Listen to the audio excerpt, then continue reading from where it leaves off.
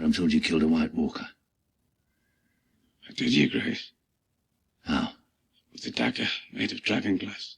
Dragonglass? What the m-maesters call You know obsidian. what it is. Hey everyone, Crowfood's daughter here. And if you click this video, you have reached the Disputed Lands. In today's episode, we are going to discuss a mystery that House of the Dragon may have answered. Ever wonder why obsidian is magical in the world George R. R. Martin has created? In his Game of Thrones book series, A Song of Ice and Fire, obsidian, or dragonglass, is one of the few things capable of killing a nearly invulnerable White Walker. Too many years, Tarly. Too many hundreds and thousands of years. We lost sight of the true enemy, and now he's here. But we don't know how to fight him. Is dragonglass made of dragons, as the smallfolk like to say? The m-maesters think not, Sam stammered. The m-maesters say it comes from the fires of the earth. They call it obsidian. In both the books and the television series, discovering obsidian as a means to kill a White Walker becomes a game changer. In the books, Valyrian steel has yet to be used against a White Walker, and dragonglass is still considered the only weapon capable of defeating them by the characters. And it wasn't until Season 5 in the show when Valyrian steel was identified as another effective weapon. In both instances, the characters at the wall, where obsidian is scarce, were intent on obtaining more in preparation for the oncoming White Walker invasion, and its procurement becomes a major plot point. But that's not all obsidian can do. In the Game of Thrones TV series, dragonglass was used by the Children of the Forest to create the Night King, and in the books, dragonglass has other properties as well.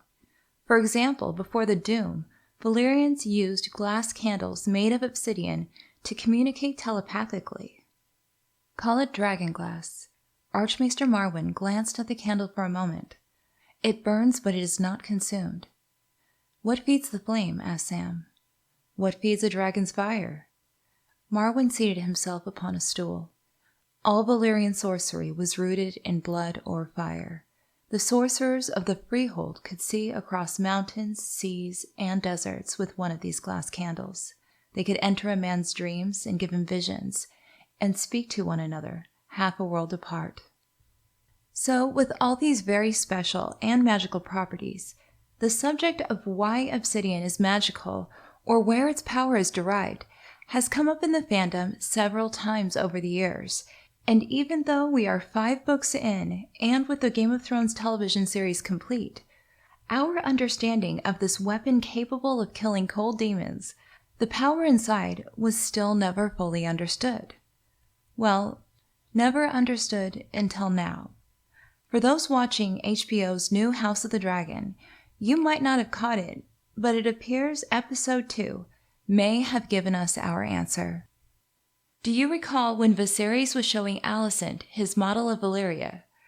I know we were all a bit distracted by a huge toy model of Valyria sitting in the middle of his bedroom, but in that scene particularly, we learn a lot about the source of Valyrian magic. The Valyrian capital was built into a volcano, much like Dragonstone. And the Dragon Lords, the highest of the nobility, lived here, at the volcanic face, closest to the source of their magic and power. And there it is. Did you catch that? So Viserys just let us know that the Valyrian nobility prefer to live near the source of their magic and power. Volcanoes. Volcanoes are the source of Valyria's magic and power. And how is obsidian formed?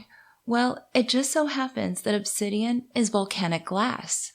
It's petrified fire magic. Its magic is suspended within itself. It's frozen, which is the name Valyrians had given obsidian, frozen fire. So when looking at this more closely, it's possible Episode 2 of House of the Dragon may have just explained why dragonglass is capable of killing the others. Basically, obsidian is magical because volcanoes themselves are the source of Valyrian magic. Well, that about wraps things up for today. Let me know your thoughts, and don't forget to help my channel by hitting the like button and subscribing.